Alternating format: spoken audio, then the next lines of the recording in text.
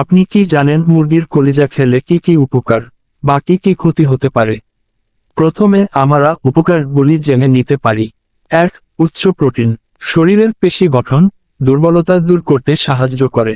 2. Iron, লোহা সমৃদ্ধ, রক্ত স্বল্পতা, হিমোগ্লোবিন কম থাকলে উপকারী। 3.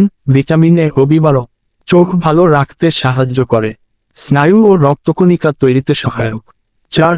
জিঙ্ক ও ফলিক অ্যাসিড, রোগ প্রতিরোধ ক্ষমতা বাড়াতে সাহায্য করে। চলুন এবার ক্ষতিগুলো জেনে নেই। সম্ভাব্য ক্ষতি। 1. ভিটামিন এ অতিরিক্ত হয়ে যেতে পারে। বেশি খেলে মাথা ঘোরা, বমিভাব, লিভারের উপর চাপ পড়তে পারে। 2. কোলেস্টেরল বেশি, হৃদরোগ, উচ্চ কোলেস্টেরল থাকলে নিয়মিত খাওয়া ঠিক না।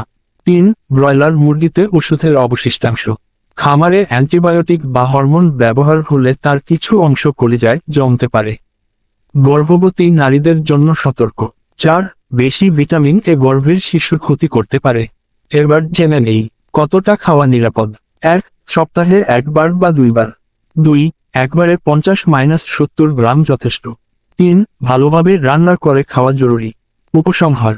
পরিমিত খেলে ব্রয়লার মুরগির কলিজা উপকারী, নিয়মিত বা অতিরিক্ত খেলে ক্ষতি হতে পারে।